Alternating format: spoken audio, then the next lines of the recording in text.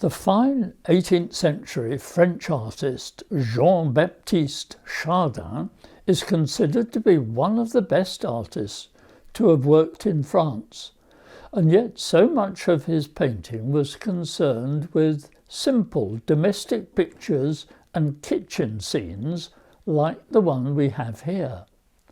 All the objects in this painting are beautifully and harmoniously arranged so that nothing is out of place.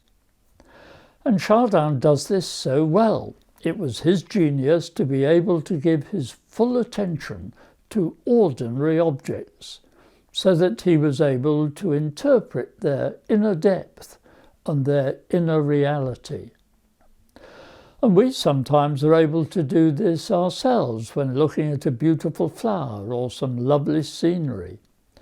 But he was able to take very ordinary household objects and invite us to give them our full attention so that we too are brought into touch with a reflection of reality itself, making us conscious of the divine, of being itself, and in so doing, bringing us joy and enabling us to find new life.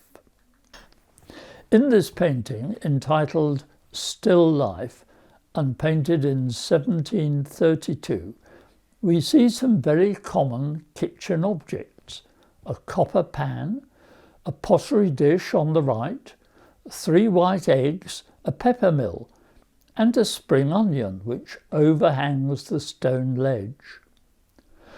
Chardin has first of all arranged them so that they make a satisfying composition, and he looks at them at eye level rather than from above.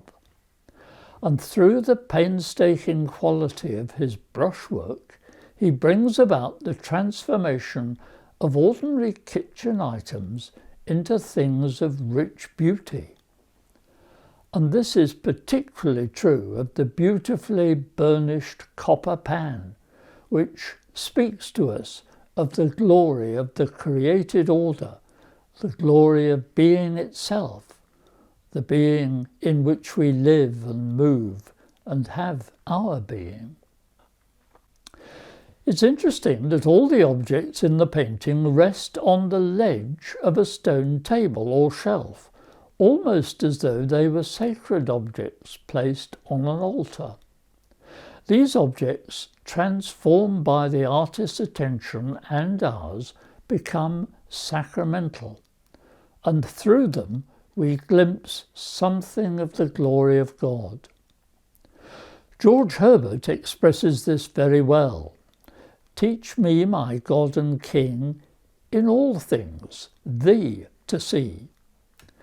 He speaks about looking at a telescope or glass which we can just look at, or if we wish, look through it to a greater, a divine reality. A man that looks on glass, on it may stay his eye, or, if he pleases, through it pass, and then the heaven espy. By giving attention to the inner reality of things, we come close to God. Another of Chardin's paintings, which is in the National Gallery in London, is called Still Life with Plums. Here we see once again some very ordinary objects from a French kitchen. There is a wine bottle with a glass of water in front of it, and to the right are 2 French loaves or baguettes. They all stand on a simple tabletop with the dark wall behind. Now, although this is a simple kitchen scene, it could also be an altar with bread and wine and water, and even the plums, like the bread and the wine, are fruits of the earth.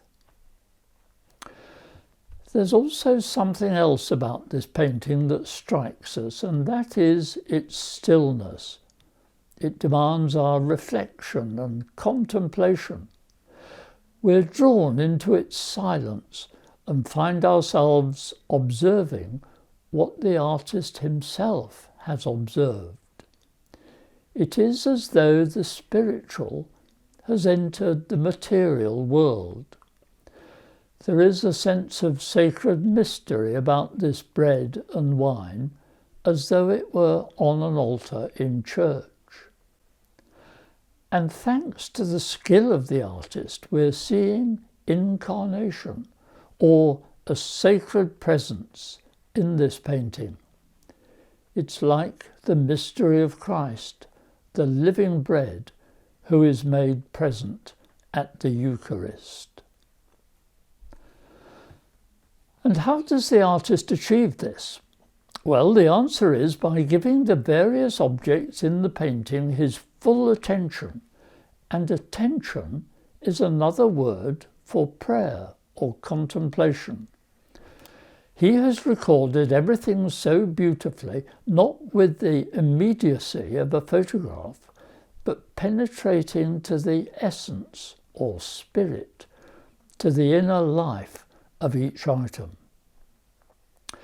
So look first of all at the plums on the left and see the surface bloom and ripe juiciness of each one. The wine bottle is beautifully painted, the sheen on the dark glass reflecting the light. And then the half glass of water, so difficult to represent, and above all the 2 loaves of bread, living bread, crusty bread, fresh bread ready to eat, especially with some French unsalted butter and apricot conserve. This painting shows us how rarely we really look at things with such full attention. The artist encourages us to use the present moment, understanding what we see and allowing it to penetrate to our inner being and speak to us of its essence or spiritual or real life. And this experience is what George Herbert called being able to find heaven in ordinary. Jesus said, "I am the living bread come down from heaven." And what is more ordinary than bread? Finding this greater reality is all about paying attention to the ordinary. One writer called it discovering the holy, not by assaulting heaven in all its glory, but by looking under the edges of the ordinary, giving full attention to the ordinary immediate moment, which is itself real prayer.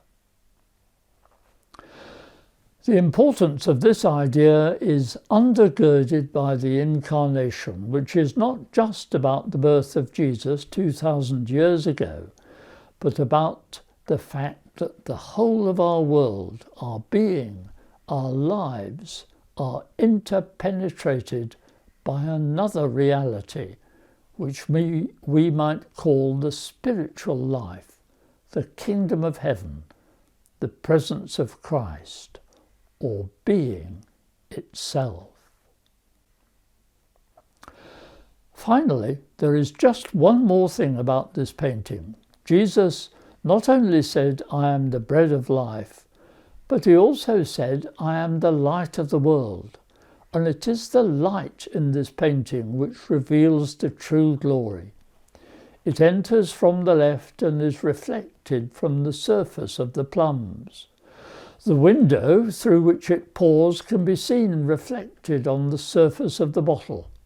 The light shines through the glass, and it is light and shadow which define the crusty surface of the loaf, a loaf which looks good enough to eat.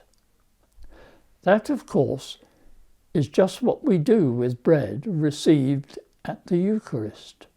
We eat it. You are what you eat, we are told.